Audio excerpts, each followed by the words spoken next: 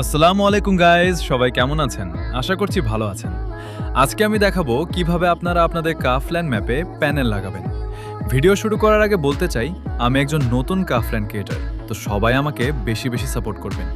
তো চলুন বেশি কথা না বলে ভিডিওটা শুরু করা যাক। ক্রাফল্যান্ড ম্যাপ বানানোর জন্য আপনাদের প্রথমে চলে আসতে হবে ক্রাফল্যান্ড সেকশনে। এখানে আসার পর আপনারা যে কোনো ম্যাপ সিলেক্ট করে ক্রিয়েট এ ম্যাপে ক্লিক করবেন। এখানে আসার পর আপনারা বাম পাশে উপরে দেখতে পাচ্ছেন একটা অ্যাসেট স্টোর নামে একটা অপশন আছে, ওইটাতে ক্লিক করবেন। এখানে দ্বিতীয় অপশনে ফিচার্ড অ্যাসেস্টের ইউআই টেমপ্লেটে ক্লিক করবেন।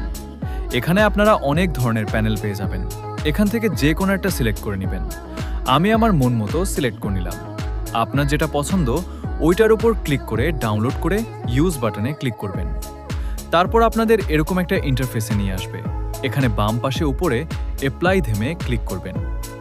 এরপর আপনারা যে প্যানেলটি ডাউনলোড করছেন ওইটাতে ক্লিক করে কনফার্ম করবেন। এখানে বাম পাশে উপরে একটা আপনারা ডেঞ্জার আইকনের মতো বাটন দেখতে পাচ্ছেন, ওইটা হচ্ছে বাটন। মূলত এটাতে ক্লিক করলে প্যানেলটি ওপেন হয়ে যাবে।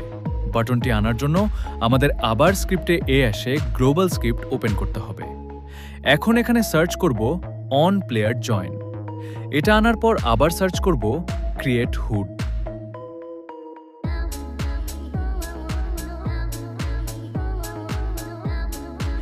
এটার নিচে লাগাবো।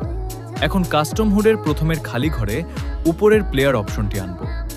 আমাদের স্ক্রিপ্টটা কিন্তু কমপ্লিট হয়ে গেছে। তো চলুন এখন এটা ট্রাই করা যাক। দেখতেই পাচ্ছেন আমি প্যানেলটি ওপেন করার আগে এখানে কোনো রকম হেডশট পড়ছে না বা প্যানেল জাতীয় কিছু হচ্ছে না। এখন যখনই প্যানেলটা ওপেন করে সব অপশন চালু করে দিব, তখন অটোমেটিক আমার ফায়ার করার সাথে সাথে হেডশট পড়বে। তো দেখতেই তো পাচ্ছেন ভিডিওতে। এখানে কোনো কিছু বুঝতে অসুবিধা হলে আমাকে কমেন্টে জানান, আর আমাকে একটু বেশি বেশি সাপোর্ট করবেন। আর হ্যাঁ, লাইক এবং সাবস্ক্রাইব করতে ভুলবেন না। ধন্যবাদ।